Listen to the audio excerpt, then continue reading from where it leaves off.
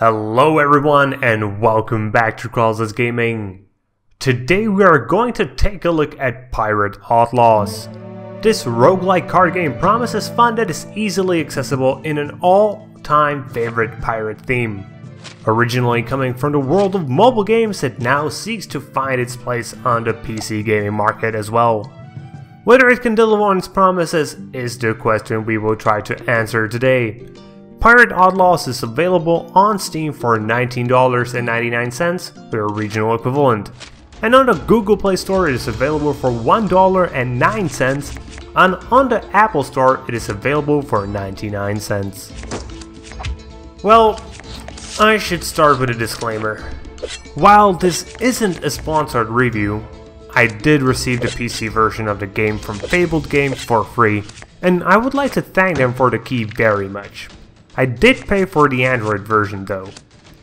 But now, let us get into the review itself. So, where should we start? Considering the large number of roguelike games that are on the market at the moment, or to be more precise, ever since Slay the Spire showed how much people like to play them, Pirate Outlaws isn't in an easy position. Plus, it's a port of a mobile game. Just hearing that will give a foul taste in a lot of people's mouths. So let's find out if Pirate Outlaws deserves your attention or not. And as we always do, we will start with the most important part of any game. How exactly does it play? Mechanically, this is a very simple game. You got a deck of cards which you use to defeat enemies. The cards have three basic categories: melee, ranged, and skill cards. As you might guess, melee cards are the ones that you can, for most of the time, use only at the target that is closest to you. Ranged cards can be used at any of the targets, and skill cards are there either to buff you, debuff your opponents, heal, draw, and a bunch of similar stuff. But there is one more category of cards, one which the ones among you with any knowledge of card games are currently looking for. Mana. Or in this case, ammo. Your goal with all these cards is to defeat your opponents while not getting killed yourself. And Pirate Outlaws, as a card game, works quite nicely in my opinion. Cards can combo with each other, learning to use your ammo, as efficiently as possible is the key to winning, and what I find to be the best, it's really all super easy to understand. Yeah, there is a good number of different keywords in the game, but the game also provides you with explanations for each and every one of them, in a little glossary that is easily accessible. Truly, if you're looking for something an even 5-year-old could play, Pirate Outlaws is as close for a card game as you can get. And honestly, that's pretty much it for the card game part of the game. So, it's time to look at the roguelike part of the game. Here, it takes clear inspirations from games like Slay the Spire and just applies a pirate theme. You and your ship start at the bottom of a bay, and your goal is to get to the top island where the boss resides. Along the way, you get to fight in battles, encounter events, visit shops, all of this to get more cards, upgrade your cards, and get some relics that improve your character in general. The battles are fairly obvious. You battle 1 to 3 enemies, and if you defeat them, you get a bit of loot. The events can either be purely beneficial, mixed, where you get something cool but usually at a cost to your health, or just be a pure negative. Thankfully, the number of events is good, and while you will encounter them repeatedly throughout your gameplay, they never felt too repetitive to me. The only problem I had with the events is that once you get to know how to deal with an event, and if you manage to remember how to deal with it, they become the by far superior way to improve your character. This will quickly lead to trying to find a path that leads you through as many of them as possible. Then we have the shops, which there are two types of. First is the tavern, where you can heal yourself, sell your stuff that you no longer want, and get rid of cards that you don't want in your deck.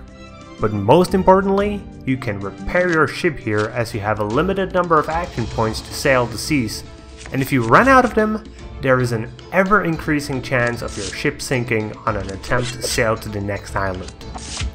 The second type of shop is the marketplace. In here you can buy new cards, relics, and upgrade the cards you already have. I found that upgrading the cards you have tends to be a better approach than buying new ones, because the smaller your deck is, the higher the chance of getting the good ones is. Next, we need to talk about the two gameplay modes the game has to offer. The first you will get to play is called Navigate, and in this mode you will sail through 3 different areas, where the first is centered around other pirates, the second is centered around undead pirate skeletons, and the last centers around a ghost of pirates.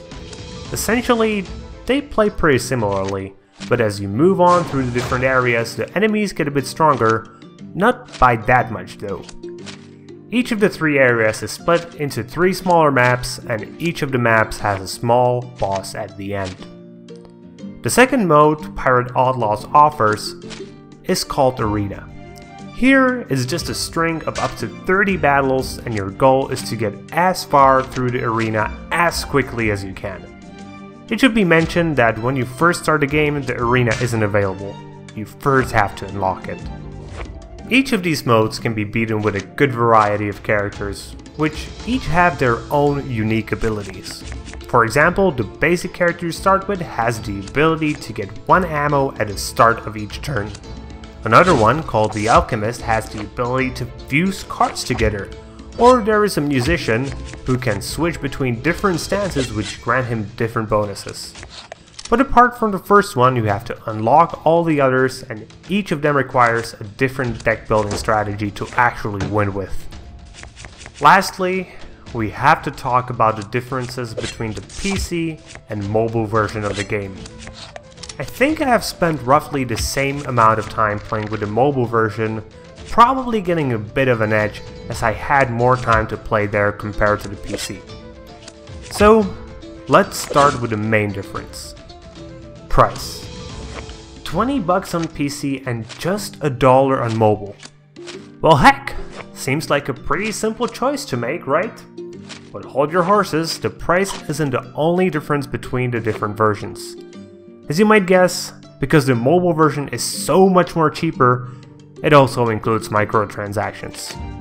What you can buy are in-game coins, which are then in turn used to purchase everything else. In the mobile version, this includes pretty much everything. New characters, grades to characters, skins, and even the ladder areas. On the other hand, on PC, you still have to unlock the characters, but you aren't required to collect coins to do so.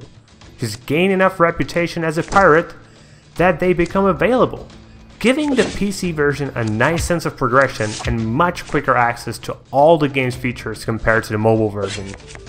But on mobile, if you don't want to wait, you can just go, spend money, and get access straight away. That's the trade-off. So that's pretty much all I think I needed to say about the gameplay. So let's move on to the visuals. And here, I gotta say, Fabled game really sticks out. On mobile, the game looks just phenomenally. And even on PC, it still looks good. The visual style just works. It obviously isn't the highest definition stuff you have ever seen, but on mobile, it just doesn't matter. On PC, it still looks pretty great. In terms of the music, it's the kind of stuff you'd expect.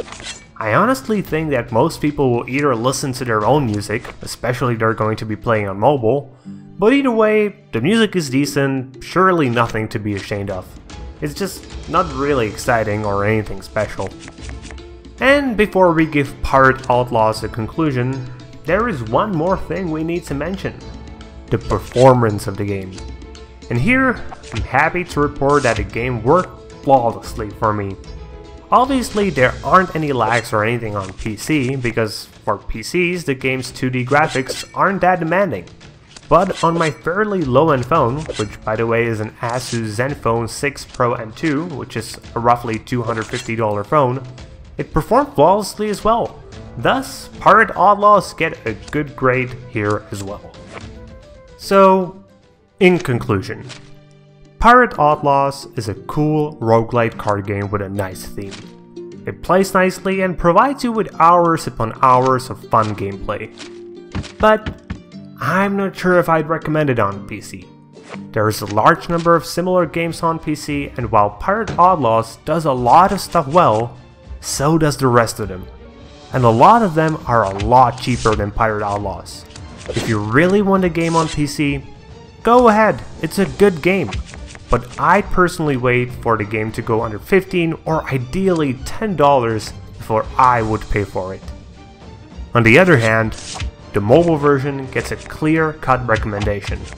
While there are microtransactions, everything can be accessed through patient gameplay.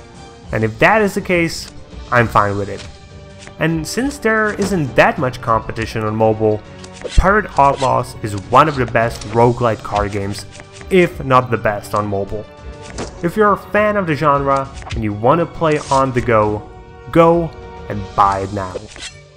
So that's it for today, guys. Hope you liked the review, and if you do, please consider liking the video and subscribing to my channel.